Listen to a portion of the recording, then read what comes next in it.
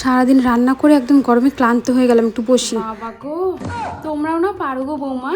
আমাদের সময় আমরা কত মানুষের বাসন দিয়েছি, রান্না করেছি, সংসারে সব কাজ একা হাতে করেছি, তাও আমরা ক্লান্ত হইনি।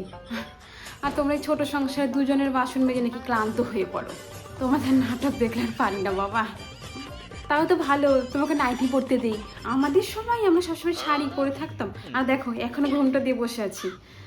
হ্যাঁ, তোমাদের কি বলবো, আসলে কি বলো তো, মানুষ হলো অভ্যাসের দাস। নিজের শরীরটাকে একটু নড়াও, তাহলে দেখবে সব কিছু অভ্যাস হয়ে যাবে, সব করতে পারবে, বুঝছো? তাহলে আপনি একটু নিজের হাত পা নড়ান আর আমার কাজে সাহায্য করেন, তাহলে একটু ভালো হয়।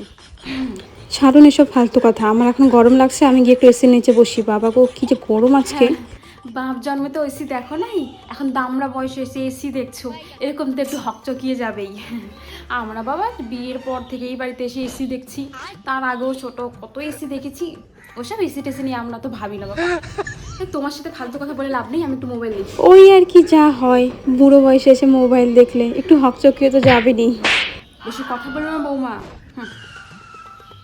মা, ফ্রিজে একটা ডিম ছিল যে, সেটা কোথায় একটু বলুন তো, আমি খাবো। ডিম? ওই ডিম নেই। আর তাছাড়া তুমি ডিম দিয়ে কী করবে? যেটা আছে সেটা দিয়েই খাও না গো বাপু।